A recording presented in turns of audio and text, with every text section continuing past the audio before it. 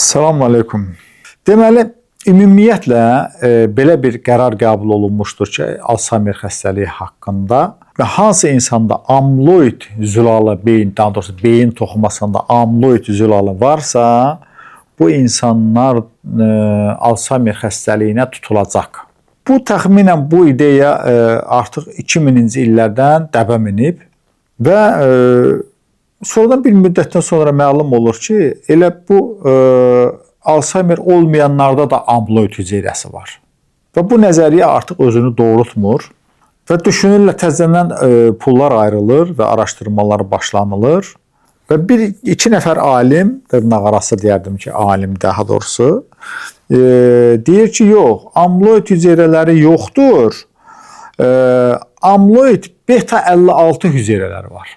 Və bundan dolayı geniş araşdırmalar aparırlar.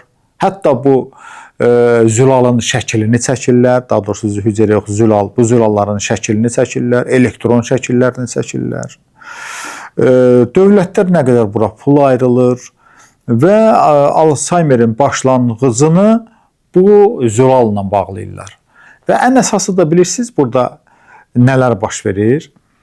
Deməli, inkişaf eləmiş dövlətlər isə bu elmi işdən dolayı bütün deməli Alzheimer xəstəliyinin əmələ gəlməsini araşdıran bütün araşdırmaçıların ayrılmış pulların hamısını kəsir. Deyirlər ki, artıq immun sistem çatışmazlığının bura dəxli yoxdur. İnsulin dirəncindən araşdırmalar var idi, bunun dəxli yoxdur. Sonra aşırı dərəcədə piylənmə var, bunun bura dəxli yoxdur. Yəni ancaq amloid beta 56 hüceyrəsinin üstündə dururlar. Bu yöndən çalışan insanlara böyük pullar ayrılır. Hətta bu iki nəfər milyarder olur, belə deyərdim ki, bunlar güyam ki, kəşf edən insan. Və böyük-böyük elmi məqalələr yazılır. Bu məqalələr həkimlərə verilsə də, həkimlərin o qədər vaxtı da yoxdur, heç bunu araşdırsın, oxusun. Vaxt beləcə nə? Bundan dolayı da nə qədər dərmanlar istehsal olunur və bu dərmanlar xəstələrə verilir. Xəstələr bu dərmanları içməsinə baxmayaraq Alzheimer daha da dərinləşir, get-gedə artır, çoxalır. Burada milyardlarla, 100 milyardlarla dollar dövriyyədən söhbət gedir. Təsəvvür edin ki, 2006-cı ildə bu araşdırmalar elmə məlum olur. Güyam ki, beta hüceyrələr tapılır. Amma 2024-cü ildə bir sıra dərman firmaları görür ki, yox, bu dərmanlarla bu insanlarda heç irəliləmə mümkün olmur. Və öz hesablarından müstəqil şəkildə araşdırmaçılar tapırlar. Öz hesablarına ki, bunu siz də bir araşdırın. Biz 2006-cı ildən bu dərmanları istehsal edirik, amma verdiyimiz heç bir xəstədə heç bir irəliləyiş yoxdur. Ağırlaşma daha da gedir. Yəni, Alzheimer nədir? Beynin balacalaşması, kiçilməsi və bu kiçilmədən dolayı insan yavaş-yavaş özünə nəzarət itirir, ətrafı nəzarət itirir, insanları tanımır, yaddaşsızlıq baş verir, hətta insan öz övladlarını belə tanımır və bir müddətdən sonra bu insanlar yemək yeyir, yeməkləri unudur, aşırı dərəcədə qidalanır və yaxud da ki, ümumiyyətlə yemir. Bu insanlara baxım çox çətindir. Bu insanlar hətta bunları çimizdirmək də bir zülümdür. Bunlarla bir yerdə yaşamaq həddindən artıq çox çətin bir şeydir. Və bu 2024-cü ildə artıq bir sərbəst araşdırmaçılar tapırlar, firmalar. Deyirlər ki, siz bir araşdırın. Və bunlar da başlayırlar, araşdırırlar. Sonra məlum olur ki, bu çəkilmiş fotolar ki var, güya ki, amloid beta 56 hüceyrələrin şəklini çəkiblər. Bunlar kopyadır. Bunlar heç 2006-cı ildə çəkilmiş şəkillər hansısa bir zülalların kopyasıdır. Və bunu skan elətdiriblər. Birini oradan, birini buradan götürüb, bir-birinə yaxınlaşdırıb qoyublar. Və məlum olur ki, bəli, insanlar aldadılıb. Milyonlarla bu dərmanları qəbul edir. Bundan dolayı istehsal olunan dərmanları qəbul edən insanlar aldadılıb və bu dərmanların insanlara heç bir faydası yoxdur. Və ümumiyyətlə heç amloid beta 56 zülalı yoxdur.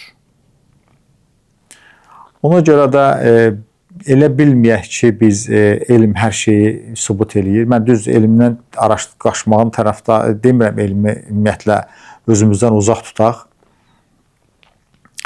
Amma biz onu bilək ki, əgər bizdə insulin dirənci varsa, əgər bizdə az hərəkətlilik varsa, piylənmə varsa, yüksək xolesterin varsa, şəkər xəstəliyi varsa, düzənsiz qidalanma varsa, əsasən də bunların başında gəlir səhərdən axşama qədər durmadan yemək, ağzın daim işləməsi və bol karbohidratların qəbulu. Bunların hamısı insanlarda toplanmışsa bir aya, bilsin ki, bu insanlarda yavaş-yavaş elə bunun bir müddətdən sonra qozalığında Alzheimer gəlir. Alzheimer ona yaxınlaşır. Bunların əvəzinə biz nə etməliyik? Bol-bol tərəvəzlərdən istifadə eləməliyik. Bol-bol göyərtilərdən istifadə eləməliyik. Ürək qan damar sistemini təmizləyən dərman bitkilərindən, bunların başında gəlir yemişan, biberiyə, melissa, öksotu, ginkgo biloba, məkkə gülü, alma sirkəsi, limon şirəsi, deməli, sonra tərəvəzlərin hamısı burada kələm, gül kələm, brokoli kələmi, çuğundur, limon, kök, sonra kahı, bunlardan bol-bol istifadə eləmək, bunların üzərinə alma sirkəsi, zeytun yağı, imkan varsa biraz cücərmiş buğda qarışdırıb bunlardan bol-bol istifadə eləmək, eyni zamanda taxıl məhsullarını kəsmək və yaxud da ki, azaltmaq, çörəyi tamamilə kəsmək və yaxud da ki, kəpəkli çörək səviyyəsinə qədər az bir miqdara qədər azaltmaq, bol hərəkət eləmək, bunların hamısı əgər varsa, qidalanma rejiminə diqqət edirsinizsə, gəzmə rejiminə diqqət edirsinizsə, bu xəstəlik sizdən uzaqlaşacaq. Oturub hansısa bir hüceyrəni, hansısa bir zulalı axtarmağa gərək yoxdur. Bizim özümüzün həyat tərzimiz nə qədər ki sağlamdır, bizim özümüzdə sağlam olacaq. Düzdür, təbii ki, bəzi hallarda bu istisnalar ola bilir. Məsələn, sağlam, təbii qidalanan insanlar da belə xərçəng tuta bilir. Bunu heç kim qarantiyə ala bilməz. Amma ümumən götürəndə sağlam insanlar sağlam yaşayır. Yəni, sağlam qidalanan insanlar, sağlam həyat tərzi keçidən insanlar sağlam yaşayır. Allahın ona verdiyi, mən heç bir deyə bilmərəm, dərman bitkisi və yaxud da ki, heç bir tədbir insan ömrünü uzadır. Xeyr, insanın bir Allahdan bəlli bir ömrü var. O ömrünü yaşayır. Bax, o Allahın verdiyi o ömrü biz gələk sağlam yaşayaq. Sağlam yaşayaq. Həmin müddətdə biz özümüz üçün və ətrafımız üçün faydalı olaq. Normal sağlam olaq ki, normal ibadətimizi eləyə bilək.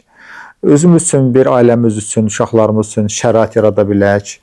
Bu şəraitdə biz normal həm də yaşayıb, həm də normal ibadət eləyə bilək. Yəni, bizim həyatımızın qayəsi elə bu olmalıdır. Yaşamaq, insanlar üçün faydalı olmaq və Allahın razılığını qazanmaq və axirəti qazanmaq. Vəssalam. Selamun Aleyküm və Rəhmətullah və Bərəkatuhu.